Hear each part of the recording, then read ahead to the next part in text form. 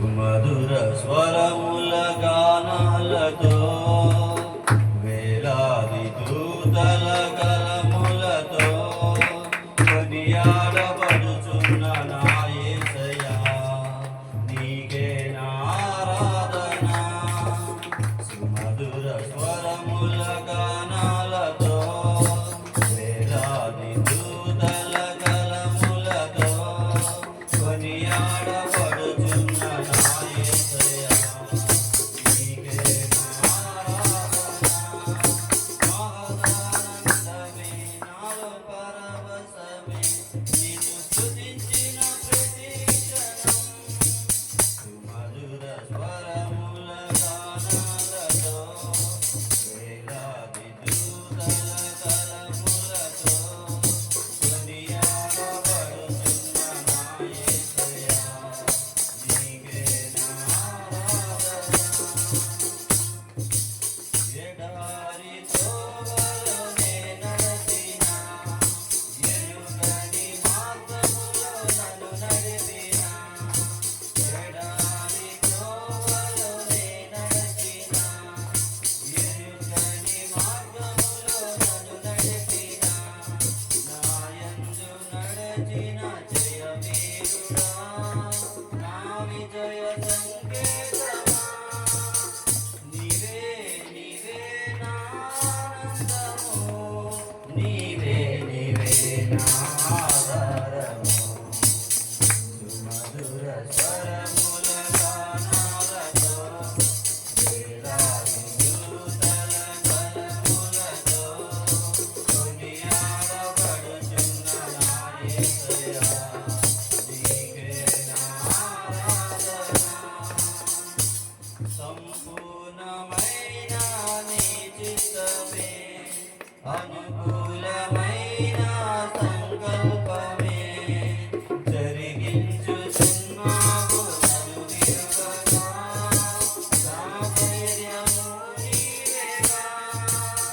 సంపూర్ణమైన నీ చిత్తమే అనుకూలమైన సంకల్పమే జరిగించుచున్నావు నన్ను విడువగా. నా ధైర్యము నీవేగా. నీవే నీవే నా జయ గీతము. నిరముల గానాలతో వేలాది దూతల కలములతో కొనియాడబడుచున్న నా యేసయ్యా నీకే నా ఆరాధన. వేలాది నదులన్నీ నీ మహిమను తరంగపు పొంగులు నీ బలమును పర్వత శ్రేణులు నీ కీర్తినే ప్రకటించుచున్నవేగా. వేలాది నదులన్నీ నీ మహిమను తరంగపు పొంగులు నీ బలమును పర్వత శ్రేణులు నీ కీర్తినే ప్రకటించుచున్నవేగా. నీవే నీవే నా అతిశయము నీకే నీకే నా ఆరాధన. సుమధుర స్వరముల గానాలతో వేలాది దూతల కలములతో కొనియాడబడుచున్న నా యేసయ్యా నీకే నా ఆరాధన. మహదానందమే నాలో పరవశమే నిన్ను స్తుతించిన ప్రతి క్షణం. సుమధుర స్వరముల గానాలతో వేలాది దూతల కలములతో కొనియాడబడుచున్న నా యేసయ్యా నీకే నా ఆరాధన. హల్లెలూయా హల్లెలూయా. పాటలు పాడవలసిందిగా ప్రభు పేరట మనం చేస్తున్నాము. హల్లెలూయా హల్లెలూయా.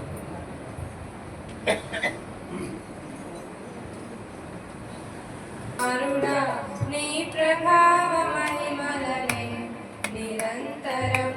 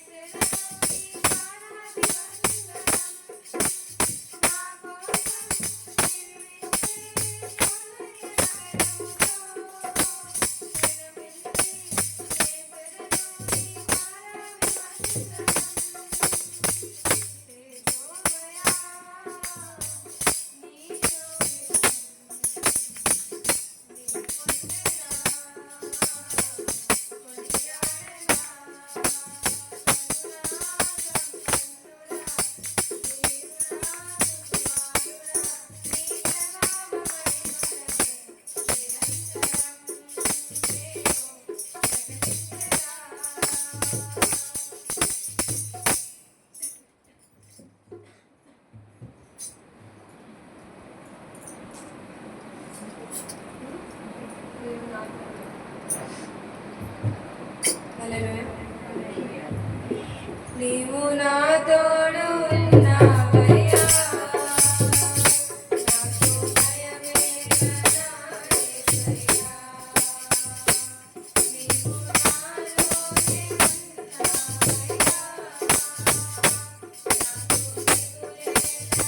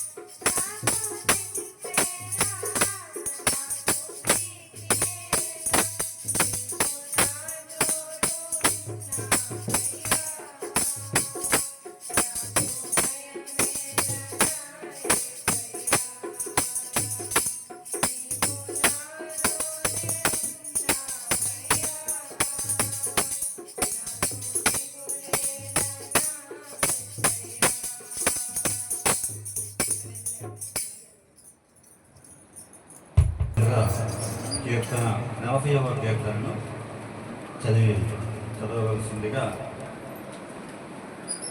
అబ్రహాంని ప్రభు పేరట మనం చేయించున్నాము. అందరూ కూడా నిలబడవలసిందిగా మనం చేయించున్నాము. అందరూ కూడా దయచేసి నిలబడవలసిందిగా ప్రభు పేరట మనం చేయించున్నాము. అబ్రహాం వచ్చి 40వ కీర్తన ఉత్తర ప్రత్యుత్తరాలుగా చదవవలసిందిగా కోరుతున్నాము.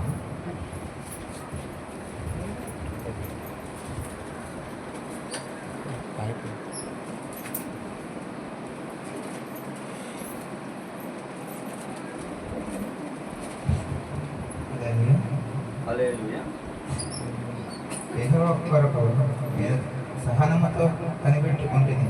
ఆయన నాకు చెవియొగ్గి నా మొర ఆలకించును. నాశనకరమైన కుండల నుండి వికటగల బండ భూమిలో నుండి ఆయనను పైకెత్తను. అడుగులు స్థిరపరచెను. తనకు స్తోత్రరూపము కొత్త గీతమును తన దేవుడు నా నోటి ఉంచును. అనేకులు దాన్ని చూచి భయభక్తులు కలిగి యెహోవా యందు నమ్మకం ఉంచెదరు. సర్వేశ్వరుడైనను, భావ విడిచి అబద్ధములు తట్టు తిరుగువారినైనను రక్షపెట్టక యెహోవాను నమ్ముకొనేవాడు ధన్యుడు. యెహోవా నా దేవా, నీవు నా ఎడల జరిగిన ఆశ్చర్య క్రియలను, నా ఎడల నీకున్న తలంపును బహు విస్తారములు. వాటిని వివరించి అనుకుంటున్నా అవి లెక్కకు మించి ఉన్నవి. నీకు సాటైన వాడిని ఎవరు లేరు.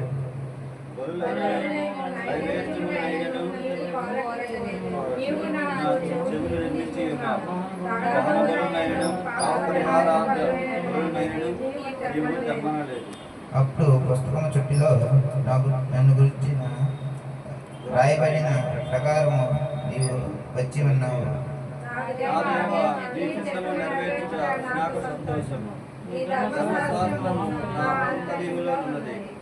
నా పెదవులు మూసుకొనక మహా సమాజంలో నీతి సువార్తను నేను ప్రకటించుచున్నది నేనంటిని. యెహోవా, అది నీకు తెలిసే ఉన్నది.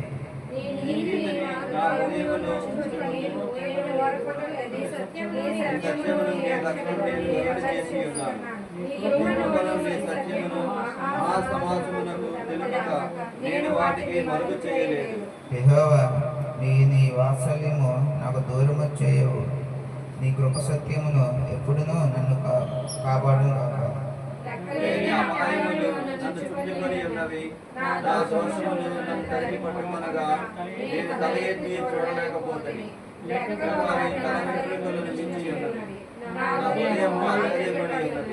యెహోవా, దయచేసి నన్ను రక్షించుము. యెహోవా, నా సహాయముకు త్వరగా రమ్ము.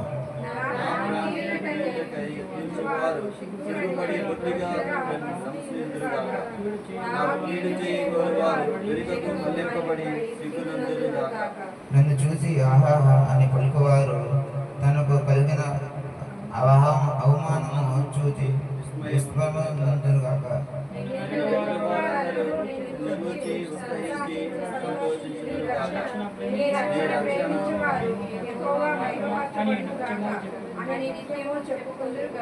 నేను శ్రమపాలై దీనురైతిని. ప్రభువా, నీవు నన్ను తలంపుకొనుచున్నావు. నా నాశనంలో నీవే, నా రక్షణలో నీవే. నా దేవ, ఆలస్యం చేయకుము. అదే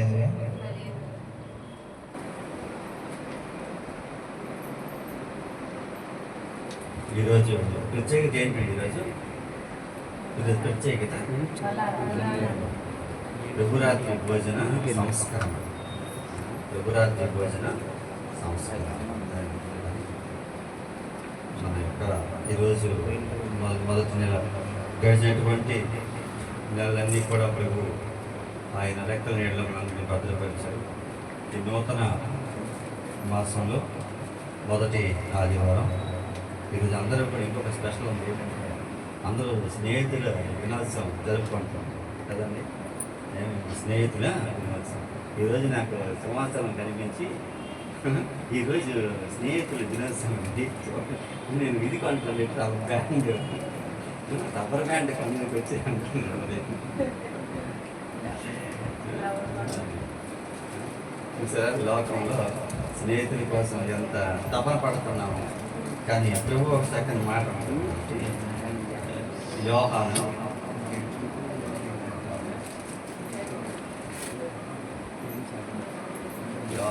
సువార్త 15వ అధ్యాయంలో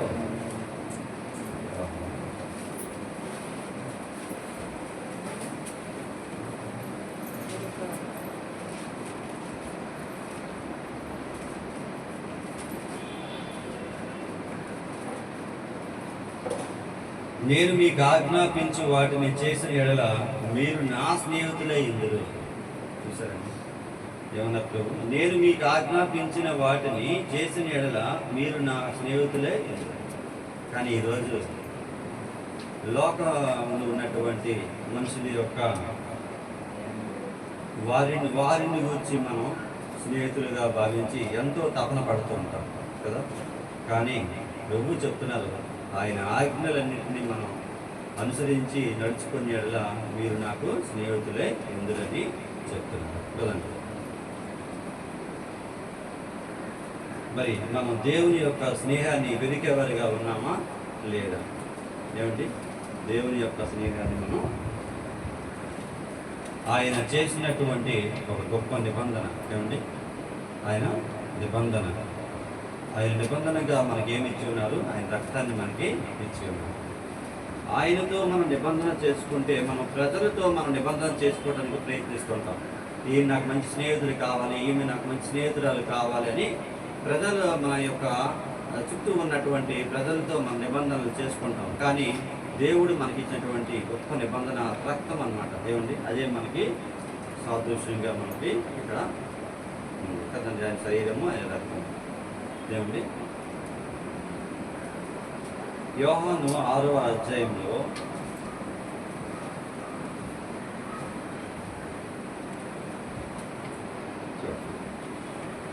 6వ అధ్యాయం 55వ వచనం. నా శరీరము నిజమైన ఆహారమును, నా రక్తము నిజమైన పానమునై ఉన్నది. నా శరీరము తిని నా రక్తము త్రాగువాడు నా యందును, నేను వాని యందును నిలిచి ఉందును. కదండి, నా శరీరం తిని నా రక్తము త్రాగువాడు నా యందును, నేను వాని యందును నిలిచి ఉందును. కదండి, ఇది గొప్ప స్నేహబంధం కదండి.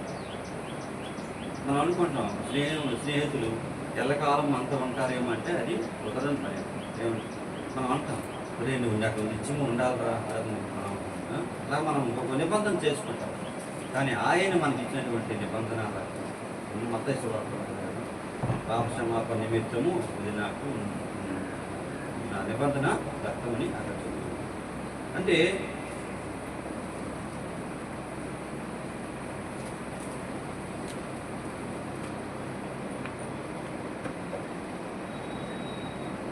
యెషయా గ్రంథము 44వ అధ్యాయం ఒకసారి చూడండి. యెషయా గ్రంథము 44, యెషయా 44, 20వ వచనం.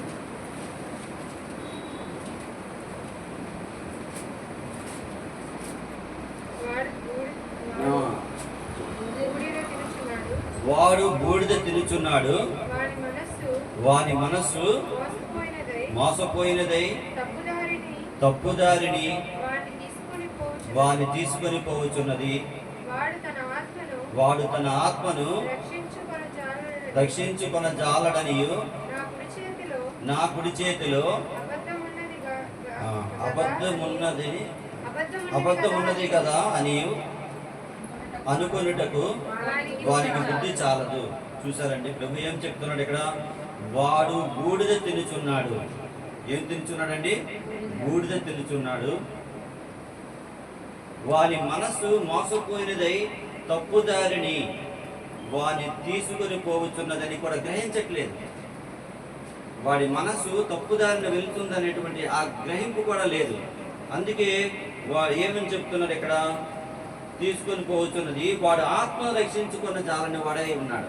వాడు ఆత్మ రక్షించుకోలేటువంటి వాడుగా ఉన్నాడు. శరీరం ఎలాగో నాశనం అయిపోద్ది కదండి, చనిపోయిన తర్వాత శరీరము మట్టి అయిపోతుంది. కానీ ఆత్మను కూడా రక్షించుకోజాలనేటువంటి వాడుగా ఉన్నాడు. అందుకే వాడు ఏం తినుచున్నాడు అంటున్నాడు ప్రభు? బూడిద తినుచున్నాడు. బూడిద తినుచున్నాడు. ఆత్మ రక్షింపబడాలి. తర్వాత ఇంకేమన్నాడు? నా కుడి చేతిలో అబద్ధం ఉన్నది కదా అని అనుకొనుటకు వారికి బుద్ధి చాలటం లేదు.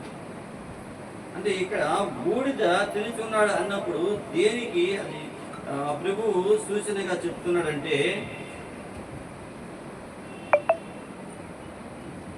అంటే నమ్మలేని విషయాలను నమ్ముతున్నాడు అన్నమాట. నమ్మలేని విషయాలను నమ్ముతున్నాడు. ఏమిటి? నమ్మశక్యము కాని వాటిని అందు నమ్మిక ఉంచుతున్నాడు అన్నమాట.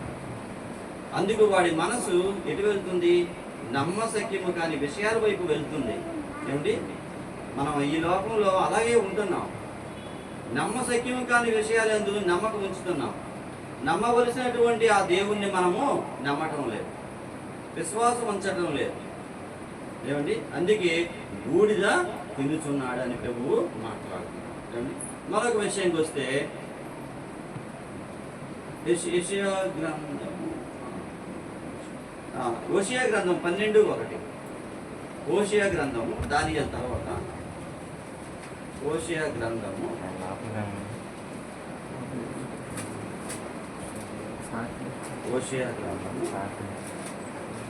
12:1. ఎఫ్రాయిము గాలిని మేయుచున్నాడు, తూర్పు గాలిని వెంటాడుచున్నాడు, మానక దినమెల్లా అబద్ధమాడుచు బలాత్కారము చేయుచున్నాడు. చాలు. జనులు అశ్షూరీయులతో సంధి చేసేదరు, ఐగుప్తునకు తైలము పంపించేదరు. చూడండి, తైలం అంటే చాలా విలువ కలిగి ఉంటుంది. ఏమండి? తైలం, ఒలీవ తైలం చాలా విలువైన. ఇక్కడ ప్రభు ఏం మాట్లాడుతుందంటే, ఎఫ్రాయిము గాలిని మేయుచున్నాడు. ముందేం బూడిద తినుచున్నాడు. ఏమండి? అంటే నమ్మశక్యం కాని విషయాలు అది నమ్మకం ఇస్తున్నాడు. ఇప్పుడు రెండవదిగా దేనిపై వాడు నమ్ముతున్నాడంటే, ఏమండి? గాలిని మేయుచున్నాడు. ఇది దేనికి సాదృశ్యంగా చెప్తున్నారంటే, ప్రభు తూర్పు గాలిని వెంటాడుచున్నాడు. తూర్పు వైపు ఎవరున్నారండి? అశ్షూరీయులు ఉన్నారు. ఏమండి? అశ్షూరీయులు అంటే ఇజ్రాయేల్, అంటే మిడిల్ ఈస్ట్లో ఇజ్రాయేల్ దేశం మధ్యలో ఉంటే పైన అలా వస్తే అశ్షూరీయులు వాళ్ళ యొక్క ప్రాంతం ఉంటుంది, కిందకు వస్తే ఐగుప్తీయులు ఉంటారు. అంటే వీటికి అటుకి ఇటుకి మధ్యలో ఉన్నాడు అన్నమాట. అశ్షూరీయులు కానీ అటాక్ చేస్తే వీడు ఎవరిని ఆశ్రయిస్తున్నాడు? ఐగుప్తీయుల్ని ఆశ్రయిస్తున్నాడు. ఇజ్రాయేల్ ప్రజలు ఐగుప్తీయులు అటాక్ చేస్తే ఎవరిని ఆశ్రయిస్తున్నాడు? అశ్షూరీయుల్ని ఆశ్రయిస్తున్నాడు. అంటే చంచలమ బుద్ధితో కలిగి ఉన్నాడు. కానీ ఎవరిని విడిచిపెడుతున్నాడు? దేవుణ్ణి విడిచిపెట్టి వాళ్ళపై ఆధారపడతాడు. అంటే మనుషులపై ఆధారం చేసుకుంటాడు. ఏమండి? అందుకు ప్రభు వాళ్ళని ఉద్దేశించి ఏమంటున్నాడు? ఏమన్నాడు? గాలిని మేయుచున్నాడు. గాలిని మేయించు మనకేమైనా ప్రయోజనం ఉంటుందా అంటే అక్కడ కూడా ప్రయోజనము లేదు. అందుకే నరులను నమ్ముడి కంటే యెహోవాను ఆశ్రయించుట మేలు, రాజులను నమ్ముడి కంటే యెహోవాను ఆశ్రయించుట మేలు అని ప్రభు మాట్లాడుతున్నారు. ఏమిటి? ఐగుప్తీయులు దేనికి సాదృశ్యం? ఒకసారి చెప్పారు కదా, పాపానికి సాదృశ్యం. వాళ్ళని ఆశ్రయిస్తున్నారు. వీళ్ళు అటాక్ చేస్తే వారిపై, అంటే మనం కూడా ఈ లోకంలో ఎలా ఉన్నామంటే, ఎలా ఉన్నాం? వీళ్ళు కాకపోతే వాళ్ళు కాకపోతే వీళ్ళు, ఇలా మనం సందిగ్ధ స్థాయిలో ఉంటున్నామే. కానీ ప్రభు దగ్గరికి మనం అడుగులు వేయడం. ప్రభు దగ్గరికి మనం అడుగులు వేయడం. అందుకే ప్రభు ఏమన్నారు అంటే, మనం స్నేహించేది ఎవరితో అంటే మనుషులతో స్నేహం చేయడానికి మనం ప్రాకులాడుతూ ఉంటాం. ఏమండి? కానీ ప్రభు ఏమని చెప్పారు? నేను మీ యందును, నేను నా యందు మీరు ఉంటారని చెప్పారు. అలాగే మీరు నాకు స్నేహితులే ఇందురన్నా. ఏమండి? కానీ మనం ఏం చేస్తున్నాం? మనుషులపై మనం ఆనుకొని ఉంటున్నాం. ఏమండి? అందుకు మనం ఏమని చెప్తున్నారు? గాలిని మేయుచున్న వారిగా ఉంటాం. గాలిని మేయుచున్న వారిగా, బూడిద తినువారిగా, అంటే నమ్మకం ఉంచవలసిన వాటిపై ఉంచడం లేదు. ఏమండి? నమ్మకం ఉంచవలసిన విషయాలపై నమ్మకం ఉంచట్లేదు, బూడిద తింటాం. అలాగే యెషయా గ్రంథం 55 యెషయా గ్రంథం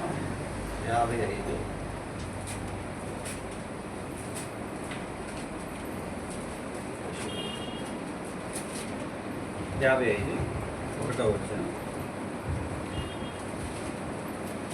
తప్పిక కొని వారులారా నీళ్ళ యొద్దకు రండి, రోకలు లేని వారులారా మీరు వచ్చి కొని భోజనం చేయడి. రండి, రోకలు లేకపోయిన ఏమి నీయకయే ద్రాక్ష రసమును పాలను కొనండి. ఏమీ లేకపోయినవి ద్రాక్ష రసమును పాలను ఆహారం కాని దాని కొరకు మీరు ఎలా రోకలిచ్చెదరు? సంతృష్టి కలుగజేయని దాని కొరకు మీ కష్టార్జితం ఎందుకు వేయపరిచెదరు? నా మాట జాగ్రత్తగా ఆలకించి మంచి పదార్థము భుజించండి. మీ ప్రాణము సారమైన దాని యందు సిక్కింపనీయడు. చూసారా, మనం ఏం చేస్తున్నాం జనరల్గా? ప్రభు ఏం చెప్తున్నాడంటే, ఆహారము కాని దాని కొరకు మీరేలా రోకలించారు అంటే ఆహారము కాని దాని కొరకు మనము రోకలిస్తాం. అంటే మనం లోకం పరంగా చూస్తే మనం ఏం చేస్తున్నామంటే దాన్ని ఏమంటే ఆహారం కానిదంటే జంక్ ఫుడ్ కదండి, బయట కురికరేలు ఏమండి ఇంకా నూడిల్స్, పానీపూరి, ఇవన్నీ ఆహారం కాని దాని కొరకు మనం ప్రాకులాడుతాం. ఏమండి, ఆహారం దానికోసం కాని దాని కొరకు ప్రాకులాడుతాం. అక్కడ ఏం చెప్పారు మనకి? బూడిద తింటున్నాం, గాలిని మేయిస్తున్నాం. ఇక్కడ ఆహారం దాని కొరకు ప్రాకులాడతాం. ఏమండి, అర్థమైంది? ఇంకా ఏమని చెప్పారంటే, సంతృష్టి కలుగజేయని దాని కొరకు మీ కష్టార్జితం ఎందుకు వేయపరచాలి? దాని అంటే మనకి తృప్తినిచ్చి ఇవ్వనటువంటి దానికోసం మనం ప్రాకులాడతాం. ఏమండి, అంటే మొదటిది ఏం చెప్తున్నారు? నమ్మకం కాని విషయాలపై మనం డబ్బు చూపుతున్నాం. రెండవది నమ్మకం లేని వ్యక్తులని మనం ఆశ్రయిస్తున్నాం. మూడవది ఆహారం కాని దాని కొరకు మనం ప్రాకులాడతాం. ఆయన ఏమని చెప్పారు? నేనే జీవాహారము, నేనే అని చెప్తున్నాను. ఆయన ప్రభు ఏం చెప్తున్నానండి? నేనే జీవాహారము, నన్ను తిని త్రాగువాడు, నా శరీరము తిని నా రక్తము త్రాగువాడు నిత్య జీవము పొందుకోండు, నిత్య జీవమునే పొందుకుంటారని చెప్తున్నాను. కానీ మనం వేటి కోసం ప్రాకులాడుతున్నాం అంటే అనవసరమైన వాటి కోసం మనం ప్రాకులాడుతాం. ఏమండి, అనవసరమైన వాటి కోసం మన జీవితానికి అంటే ఈ లోకపరంగా మనం ఉన్నటువంటి వాటి కోసం మనం ప్రాకులాడుతాం. కానీ మన నిత్య జీవాని కోసం మనం దేవుడిచ్చినటువంటి ఆ జీవాహారాన్ని కోసం మనం దూరం చేసుకుంటాం. ఏమండి, అందుకే యెషయా గ్రంథంలో ఆ మాట చక్కగా దొరుకుతాం. ఆహారము కాని దాని కొరకు మనం ఎదుగుతాం. ఏమండి, ఆయన దగ్గర ఏమున్నాయట? తేనె, ద్రాక్ష రసము, పాలు శ్రేష్టమైనటువంటివి ఆయన దగ్గర ఉన్నప్పుడు ఆయనని ఆశ్రయించకుండా వాటికి మనం దూరమై ఈ లోక సంబంధమైన వాటి కోసం మనము ప్రాకులాడుతున్నామని ప్రభు మాట్లాడుతున్నాం. ఏమండి,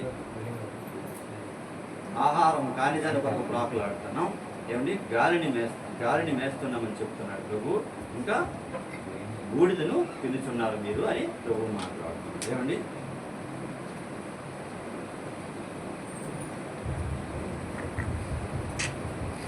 ఇంకా లోక సువార్త 15వ అధ్యాయంలో అక్కడ ఎవరి గురించి చెప్పబడింది? ప్రాడిగల్ సన్ మీన్స్ తప్పిపోయిన కుమార్. వాడు దేనికోసం ప్రాకులాడాడంటే, ఏమంటే చివరి దశ ముందు తండ్రి దగ్గర తనం తీసుకు వెళ్ళిపోయి చివరి దశ వచ్చేసరికి తను పందులు తినేటువంటి పొట్టు కోసం కూడా ప్రాకులాడాడు. అంత దేశస్థితికి దిగజారిపోయాడు. ఏమండి, అంటే అది చివరి ఆశ్రయం. ఏమండి, అలా మనం ఈ లోకపరంగా చాలా విధంగా మనం ఆత్మీయంగా దిగజారిపోయి మనం దేవుని సన్నిధిలో దొరికేటటువంటి ఆ పవిత్రమైనటువంటి ఆ పాలు తేనెలు మనం విడిచిపెట్టి మనము ఈ లోక సంబంధమైన వాటి కోసం, ఈ లోక స్నేహం కోసం, లేదా ఈ లోకంలో ఉన్నటువంటి ఆ వస్తువుల కోసం మనము ప్రాకులాడుతూ ఉంటాము. ఏమండి, ప్రభు ఏం చెప్తున్నారంటే, యోహాను 6:56 యోహాను 6:50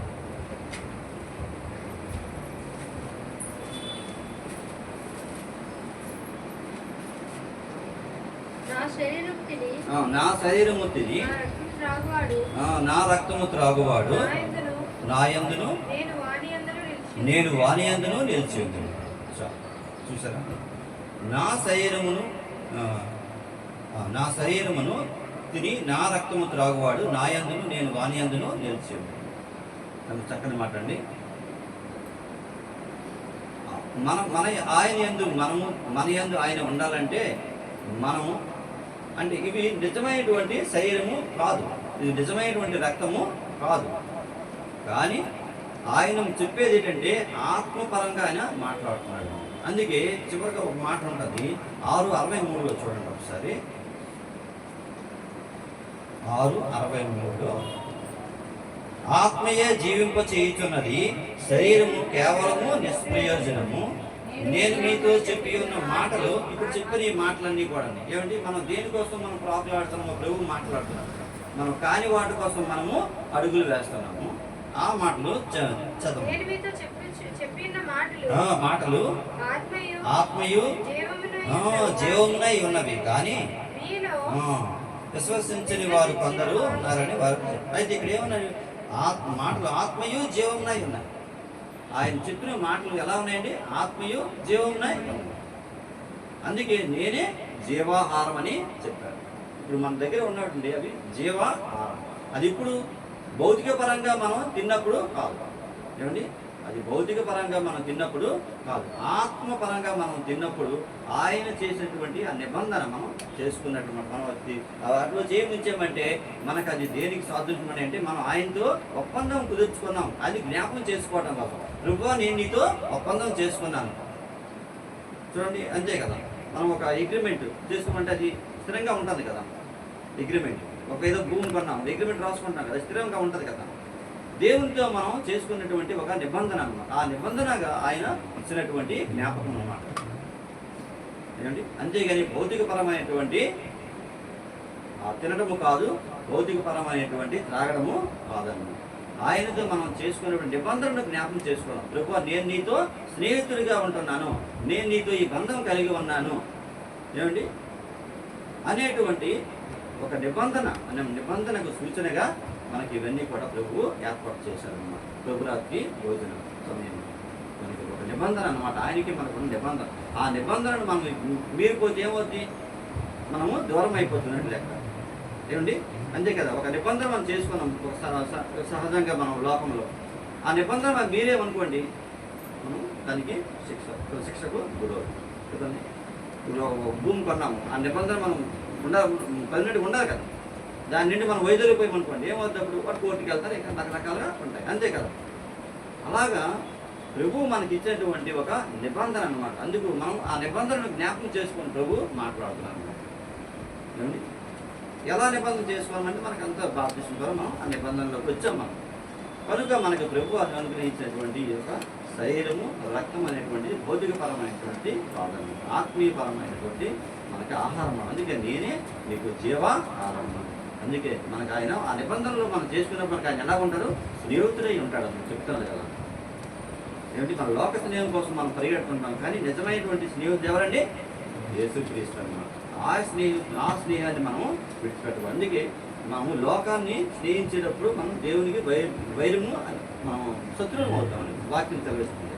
అందుకు మనం శత్రువులుగా ఉండకుండా ఆయన స్నేహితులుగా ఆయన నిబంధనలు జ్ఞాపకం చేసుకొని ఈరోజు మనం ఆ యొక్క బల్లారాధనలో మనం చేయవలసడానికి ప్రభువు మనందరికీ కూడా కృప చూపును గాక. ఆమేన్. హల్లెలూయా, హల్లెలూయా. తదుపరి సమయాన్ని మనం ప్రియుడు నా తమ్ముడు అయినటువంటి పాస్టర్ గారు తిరుమతి గారికి మిగిలిన తదుపరి సమయాన్ని నాకు అప్పగించున్నాను. ఆయన ఆ ప్రేమపూర్వకంగా రావాల్సిందిగా ప్రభు పేరట మనం చేస్తున్నాను. హల్లెలూయా, హల్లెలూయా, హల్లెలూయా.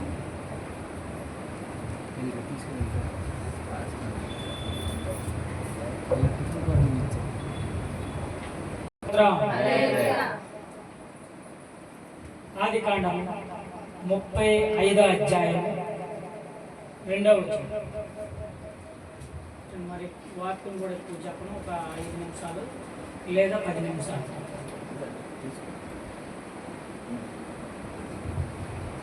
ఆదికాండము 35వ అధ్యాయం 2, 3 వచనాలు కలిసి ఉంటాయి, చదవాలని ప్రేమపూర్వకంగా మిమ్మల్ని కోరుతా ఉన్నాను. దానికంటే ముందుగా అందరూ కూడాను స్టెండర్టీజ్గా అటెన్షన్గా దేవుని వైపు చూడాలని మిమ్మల్ని నేను ప్రేమతో కోరుతా ఉన్నాను.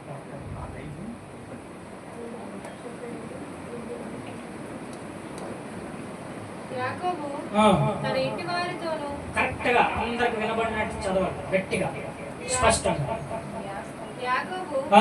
తన ఇంటి వారితోనూ తన యొద్దనున్న వారితోనూ మీ యొద్దనున్న అన్య దేవతలను పారవేసి మిమ్మును మీరు శుచిపరచుకొని మీ వస్త్రములను మార్చుకొనుడి. మనము లేచి బేతేలునకు వెళ్ళుదుము. నా శ్రమ దినమున నాకు ఉత్తరమిచ్చి నేను వెళ్ళిన మార్గమున నాకు తోడయుండిన దేవునికి బలిపీఠములు అక్కడ కట్టెదనని చెప్పాను. దేవునికి స్తోత్రం, దేవునికి స్తోత్రం. ఇంకొక మాట చదువుకున్నాం ఇప్పుడే, కీర్తనల గ్రంథం 40వ అధ్యాయం. అందరు ఇటు చూడాలి. మనము దేనికి వచ్చాము ఈరోజు? ఈరోజు దేనికి వచ్చాము చెప్పాలి. సైలెంట్ ఉండకూడదు. మీ ఫాస్ట్ గారు అయ్యేం అడగదేమో కానీ నేను అడుగుతాను. ఈరోజు మనం దేనికి వచ్చాము? దేవుని సన్నిధికి. దేనికి వచ్చాం? మల్లారాధన. ఓకే, దేవుణ్ణి వాక్యముతో మనల్ని శుద్ధి చేసుకుని మనల్ని మనం పవిత్రపరుచుకుని ఆయనను ఆరాధించి ఆయనని స్తుతించడానికి అది చెప్పండి. ఇప్పుడు మనం చదువుకున్నది కీర్తనల గ్రంథం 40వ అధ్యాయం 6వ వచనం చదువుమా.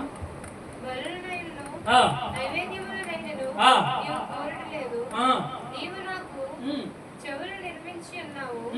దహన బలులైనను పాప పరిహారాలకు బలులైనను నీవు తెమ్మనలేదు. చాలు, 2 వచనాలు చదివాము. ఫస్ట్ది ఆది కాండంలోన చదివాము, అదే రీతిగా కీర్తన గ్రంథం 40వ అధ్యాయంలో చదివాము. ఈ 2 మాటలు ఏమి తెలియజేస్తా ఉన్నాయంటే, మొట్టమొదటిగా దేవుడు మనల్ని బలులు కానీ పాప పరిహారార్థ బలులు కానీ తీసుకొని రమ్మని మనకి చెప్పలేదు. మరి ఏమి తీసుకుని రమ్మన్నాడంటే, ఆది కాండం 35వ అధ్యాయము 2-3 వచనాల్లో ఏమని ఉందంటే, తన ఇంటి వారందరితో యాకోబు ఏం చెప్పాడు? మీ యొద్ద ఉన్నటువంటి అన్య దేవతలను మొట్టమొదటగా ఏం చేయాలి? పారవేయాలి. విడిచి పెట్టడం వేరు, పారవేయడం వేరు. పారవేసి మిమ్మల్ని మీరు ఏం చేసుకోవాలి? శుచిపరుచుకొని నా శ్రమ దినమున నాకు ఉత్తరం ఇచ్చినటువంటి నా దేవునికి మనమందరము కలిపి బేతేలుకు వెళ్ళి మనం ఏం కట్టాలి? వాక్యం చూడమని చెప్పలేదు. బలిపీఠము కట్టాలి. ఎవరితో చెప్పాడు యాకోబు? బయట ఉన్నోళ్ళు అందరితో చెప్పలేదు. మొట్టమొదటిగా ఎవరితో చెప్పాడు? ఎవరితో చెప్పాడు? కుటుంబంతో చెప్పాడు. యాకోబు ఎవరు? తన ఇంటికి యజమానుడు, పెద్ద కుటుంబ పెద్ద అయినటువంటి యాకోబు తన ఇంటి వారందరితో, తన పనివారందరితో ఏమని చెప్పాడంటే, బలిపీఠానికి కట్టడానికి వెళ్ళే ముందు బేతేలు అనగా దేనికి సాదృశ్యం చెప్పరా? బేతేలు అనగా దేవుని ఇంటికి సాదృశ్యం, దేవుని మందిరానికి సాదృశ్యం, దేవుని సంఘానికి సాదృశ్యం. ఆయన ఇంటికి, ఆయన మందిరానికి వెళ్ళే ముందు చెయ్యవలసిన 3 పనులు చెప్పాడు. మొట్టమొదటిగా అన్య దేవతలను పారేయాలి. రెండోది వస్త్రాలను శుద్ధి చేసుకొని శుచిపరచుకొని రక్షణ వస్త్రాన్ని ధరించుకొని, మూడోదిగా ఆయన మందిరానికి వెళ్ళాలి. వెళ్ళి అక్కడ దేవునికి ఏం కట్టాలి? ఈరోజు మనము అలాగ ఉన్నామా లేదా? అలాగ రమ్మని చెప్పాడు, కానీ నీ యొక్క బలులను కానీ, నీ పాప పరిహార్థ బలులు, లేకపోతే నీ కానుకలు, నీ యొక్క కట్నాలు, ఇవన్నీ ఎక్కడ కూడా దేవుడు అడగలేదు. పాట పాడతాం కదా, ఏం పాట పాడతామమ్మా? ఇదే వాక్యం మీద పాడారు కదా బోల్డ్ సార్లు. బంగారం అడగలేదు, వజ్రాలు అడగలేదు.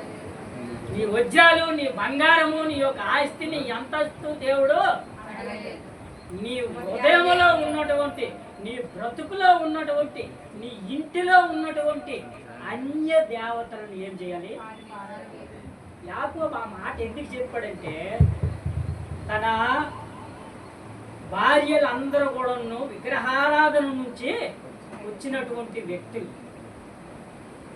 వాళ్ళు విడిచిపెట్టారు కానీ ఇంకా వాటిని ఏం చేయలేదు, పారవేయలేదు, కొంచెం దాచుకున్నారు, కొంచెము దాచుకున్నారు. మరలా వాటిని తెచ్చుకొని వాటితో పాటు మనం జీవిద్దామనే మనసు ఈరోజు నీవు నేను కూడాను, ఒకవేళ బాప్తిసం తీసుకున్నప్పుడు, ఒకవేళ దేవునిలో నీవు ఉన్నప్పటికీ కూడా ఇంకా విడిచిపెట్టలేని విగ్రహాలు కొన్ని నీలో ఒకవేళ ఉంటే, అన్య దేవతలు అంటే ఇక్కడ విగ్రహాలు పక్కన పెడదాం. మొట్టమొదటిగా అందరికి చూడాలి, మొట్టమొదటిగా ధనము కోసం తప్పించడం, గర్వ, అసూయ, నెక్స్ట్ స్టేటస్ కోరుకోవడం, నేను అందరిలో బాగా ఉండాలి అనే ఆతృత పడడం, వీటన్నిటి కోసం నీవు అర్రులు చాచి దేవుణ్ణి వెనక పెడతా ఉన్నావేమో. దేవుడు చెప్తున్నాడు, వీటిని మనం ఏం చేయాలి? ఆరియాలి.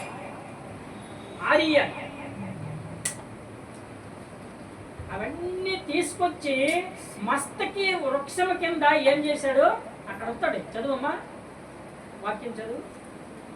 అక్కడ ఆ కిందని చివరిని ఏమని ఉంటుందంటే, మస్తకి వృక్షం కింద వారు తమ యొద్దనున్న దేవతలన్నిటినీ తమ చెవులనున్న పోగులను యాకోబునకు అప్పగింపగా, యాకోబు షెకెము దగ్గరనున్న మస్తకి వృక్షము క్రింద వాటిని దాచిపెట్టాడు. అది వాళ్ళు ఏం చేశారంటే, చెవుకున్నటువంటి పోగులను కూడా యాకోబుకి, చెవుకున్న పోగులంటే ఒక రకంగా అలంకరణకు సాదృశ్యంగా ఉంది. ఇంకా నీవు అలంకరణతో, అందముతో బాగా నేను మంచి దీనిగా తయారవ్వాలను, ఇది కూడా ఒక విగ్రహం. చెవి పోగులను కూడా, అంటే దీని అర్థం ఇది వాళ్ళు ఎందుకు ఇచ్చారంటే, దేవుని కంటే ఎక్కువగా ఆ సమయం అనేది, ఈ యొక్క అలంకరణ అనేది ఏం చేస్తుంది? దొంగిలిస్తుంది. దేవుని స్థానాన్ని ఏం చేస్తుంది? తీసుకుంటుంది. అలంకరణ బాగా తయారవడం అనేది. ఇప్పుడు చర్చికి టైం అయిపోతుంది, ఉదాహరణకి బాగా రెడీ అవ్వమంటే అర్థం ముందు గంటల కొద్ది ఇలాగా రెడీ అవ్వం.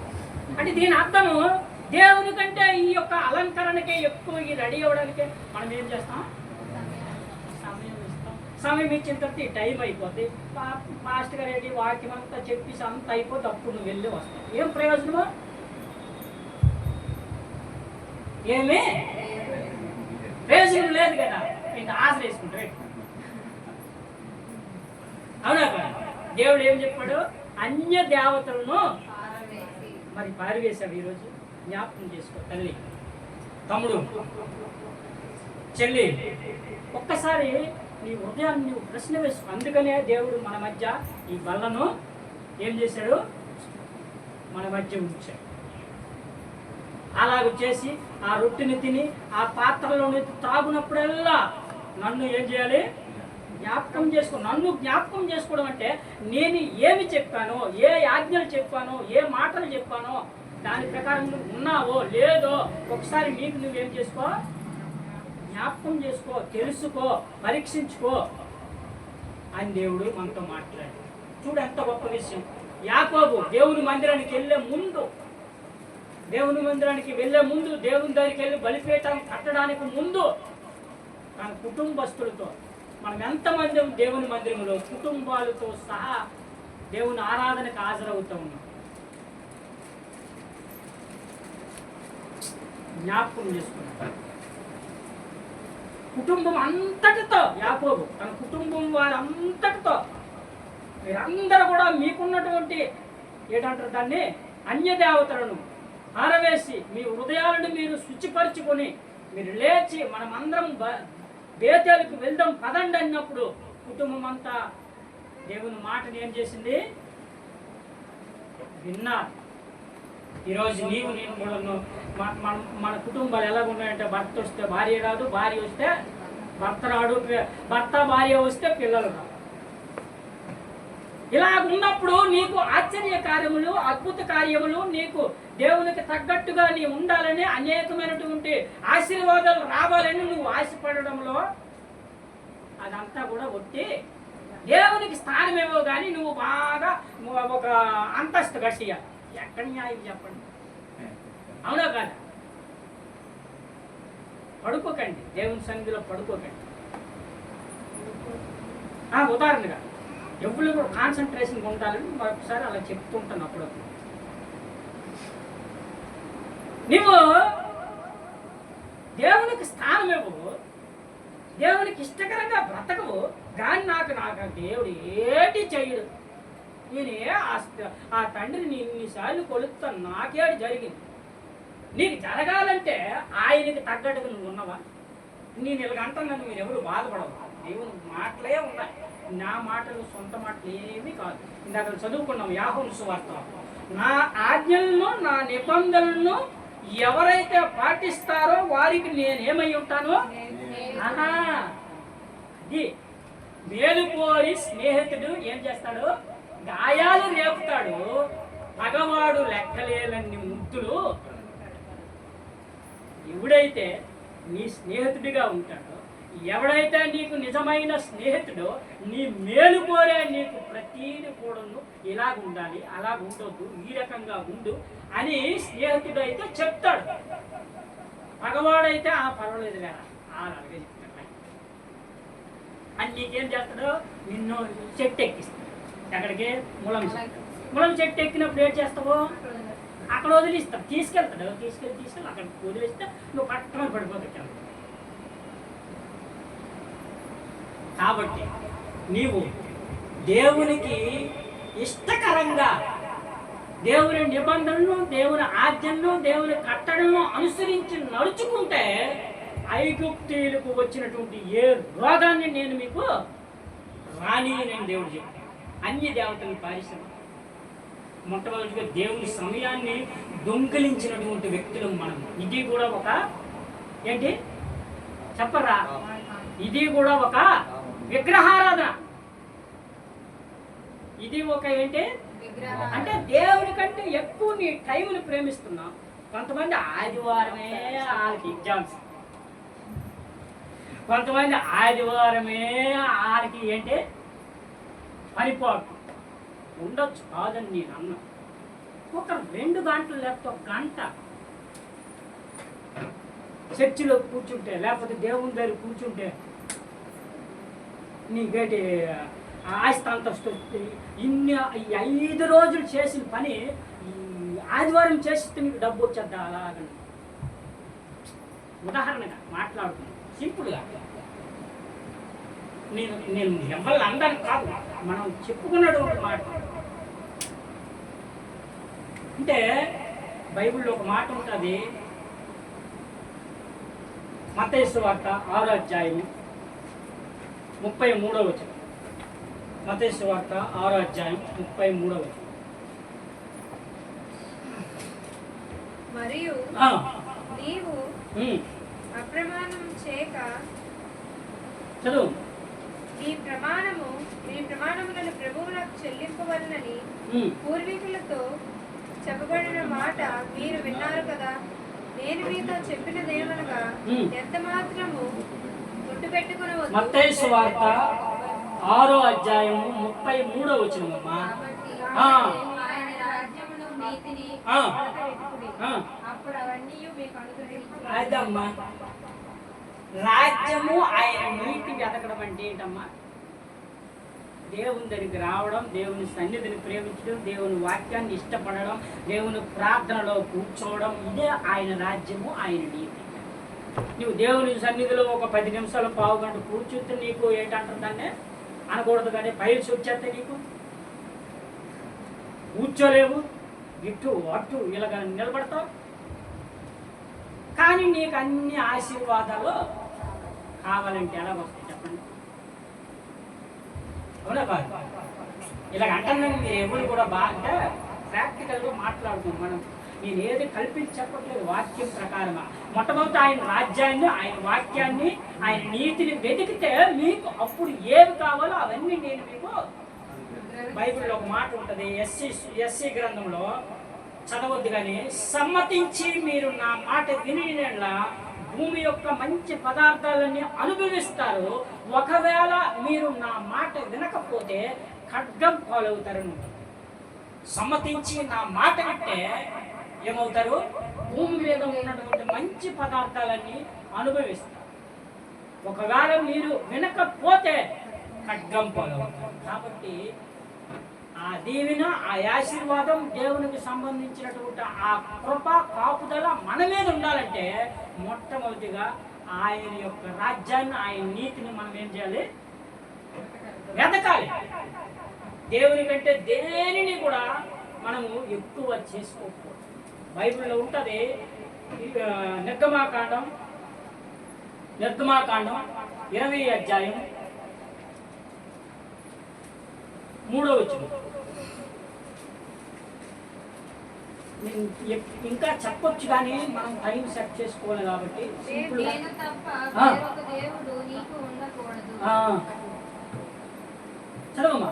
పైన ఆకాశం మీదే గాని, కింద భూమి ఎందే గాని, భూమి మీద నేల ఎందే గాని ఉన్నది ఏ రూపము అయినను విగ్రహములైనను నీవు చేసుకొనకూడదు. అది ఇక్కడ చెక్కిన విగ్రహాల గురించి ఇక్కడ మన మోసే గారు చెప్పారు. కానీ ఇది ఆత్మీయంగా మనం అర్థం చేసుకోవాలంటే మన హృదయంలో, మన యొక్క జీవితంలో దేవుని కంటే ఏ దానిని కూడా మనము ఏం చేసుకోకూడదు? విగ్రహముగా పెట్టుకోకూడదు. దేవుని కంటే దేనిని ఇంపార్టెన్స్ అనేది ఇవ్వకూడదు. దేవుని కంటే దేనికి కూడా మనం ఇంపార్టెన్స్, సమయము ఇవ్వకూడదు. ఇస్తే నీవేం చేసిన దానం అవుతావు? దేవుణ్ణి విడిచిపెట్టినటువంటి దానము అవుతావు. దేవుని కంటే దానినే నీవు విగ్రహంగా చేసుకుని దానికే నువ్వు మొక్కిన దానం అవుతావు. ఏమవుతావు? దానికే మొక్కినటువంటి వ్యక్తిగా అవుతావు. ఉదాహరణకి ధనము కోసం అరువులు చేస్తే ధనాన్నే నువ్వు మొక్కిన దానం అవుతావు. ధనమే నీకు దేవుడు, ధనమే నీకు దెయ్యం. లేదంటే గర్వంతో నువ్వు బ్రతుకుతా, నా గర్వాన్ని నేను నీకు విడిచిపెట్టను, నా స్వభావాన్ని నేను ఇంతే, నా బ్రతుకింత అంటే నువ్వు దాంతోనే బ్రతుకుతావు, దాంతోనే నువ్వేమైపోతావు. అదే రీతిగా అసూయ, లేకపోతే అదే రీతిగా స్థానం కోసం అరువులు చేస్తాను. నేను అందరిలోనూ ఇలాగ టీప్ టాప్గా తెల్లని బట్టలు వేసుకుని చక్కగా నేను మెరిసినటువంటి వాడుగా ఉండాలి, ఫలానా రమేష్ ఎక్సలెంట్ బాబు అనే ఆ మనుషులు పొగిడించుకునే దానికోసం నువ్వు ఎదురు చూస్తే, మనుషులు నిన్ను పొగడాలని, నువ్వు సమాజంలో ఒక టీప్ టాప్ వ్యక్తిగా ఉండాలని కోరుకునే వ్యక్తిగా నీవు ఉండాలని కోరుకుంటే అలాగే నీవు జీవిస్తాయి. కాబట్టి ఈరోజు ఈ విగ్రహాలు బలిపీఠం దగ్గరికి లేకపోతే బేతేలికి వెళ్ళినప్పుడు, బేతేలికి వచ్చినప్పుడు వీటిని మనం ఏం చేయాలి? పారవేసామా? విడిచిపెడతాం కానీ పారివేయలేము. నువ్వు వాళ్ళ ముందు పర్వాలేదు, కొన్నిసార్లు నాలో వద్దులే. మనం ఏం చేస్తాం? పూర్తిగా వదిలేసినట్టు ఉండం మనసు లేదు. ఉదాహరణకి సినిమాలను ఆ క్షణానికి చర్చిలో ఉన్నప్పుడు లేదా సంఘం అందరూ ఉన్నప్పుడు, తర్వాత నేను ఒక్కడిని ఉంటాను కదా, రమేష్ కూడా ఒక్కడ ఉంటాడు కదా, మీరెవరు చూస్తారండి నన్ను, అది కూడా ఒక అంటే నువ్వు పూర్తిగా దాన్ని ఏం చేయలేదు, వదలలేకపోతావు. మన బుద్ధి అది, మన స్వభావం అది.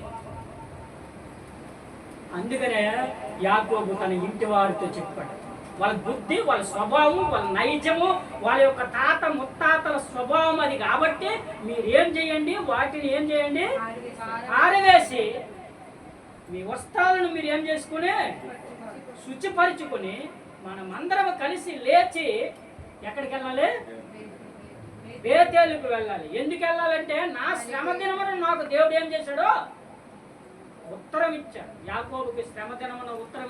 ఈరోజు నీకు నాకు మనందరం కూడా మన శ్రమ దినములో, మన కష్టకాలంలో, మన ఇరుకుల్లో, మన ఇబ్బందుల్లో, ఎవ్వరు కూడా చూడలేని టైంలో దేవుడు మనకి తోడుగా, నీడగా, అండగా, దండగా, చాలినంత దేవుడుగా మనకు ఉండి మనకు ఉత్తరం ఇచ్చినటువంటి ఆ దేవుడికి మనం ఎందుకు స్థానం ఇవ్వలేకపోతున్నాం? మన భ్రష్టత్వం ఏంటంటే ఒక్క 5 నిమిషాలు 10 నిమిషాలు కూడా దేవునికి కేటాయించలేని వ్యర్థులు. దేవునికి సమయము నువ్వు కేటాయించలేదో అది కూడా ఒక చెప్పర్రా, గట్టిగా చెప్పర్రా, వాళ్ళు ఇలా మాట్లాడ చెప్పండి. మీరు విగ్రహం అవునో కాదు నిజం చెప్పండి. ఒక్క 5 నిమిషాలు ఎవరైనా ప్రార్థన చేశారా దేవుని దగ్గర, ఇంటి దగ్గర? నిజం చెప్పండి, ఫ్రాంక్గా, అబద్ధాలు ఆడుకుంటా. ఈరోజు నేను దేవుని సన్నిధికి వెళ్తాను, ఒక 10 నిమిషాలు ప్రార్థన చేస్తాను. ఏమంటాను, సింపుల్ ఎక్సలెంట్ సమాధానం ఏంటి వస్తుందంటే, టైం లేదు, మేము వంటలు వండుకున్నాడు, మేము పనులు చేసుకోవాలి, ఉన్న తప్పు లేదు, మీ పనులు బోల్డ్ ఉంటాయి, ఆడవాళ్ళు చాలా పనులు ఉంటాయి, కాదని లేదు. కానీ 1 గంట 12 తర్వాత బోల్డ్ టైం ఉంటుంది కదా, అప్పుడు ఏం చేస్తాము? దేవునికి సమయం ఇవ్వకపోవడం కూడా ఒక అన్యదేవతే. అన్యదేవత అంటే దేవుడు కానట్టు ఉంటుంది, ఇతర దేవత, ఇతర భూత. ఏవైతే వదిలిపెట్టలేకపోతున్నావో, సినిమాలు, శిఖాలు, సీరియళ్ళు, ఫ్రెండ్షిప్లు, లోక ఫ్రెండ్షిప్లు, ఇవన్నీ కూడా. ఆదాము అవ్వ దేవునితో స్నేహము చేసినంత కాలము కూడా వాళ్ళు ఎలాగున్నారు? మహిమ వస్త్రాలు ధరించుకొని ఎంతో సంతోషంతో ఆనందంతో బ్రతికారు. ఎప్పుడైతే దేవుణ్ణి వదిలేశారో ఏమైపోయారు? భ్రష్టులైపోయి ఏదేని తోటలో నుండి ఏం చేయబడ్డారు? గెంటి వేయబడ్డారు. ముందుగా ఎవరు స్నేహం చేశారు? వాళ్ళు దేవునితో చేశారు. తర్వాత ఎవరితో చేశారు? దెయ్యంతో చేశారు. టైం గురించి ఇది నిజమా? దేవుడు చెప్పాడు కదా, ఇది నిజమా అంటే అన్ని ఎవరు తినొద్దన్నారు, తినొచ్చు పర్వాలేదు అని చెప్పిన వెంటనే ఈ అమ్మ ఉన్నది కదా ఆడదాయి, వెంటనే తిన్నది. ఆ ఆడదాని వల్ల మగవాళ్ళు కూడా ఏమైపోయినా బలహీనమైపోయి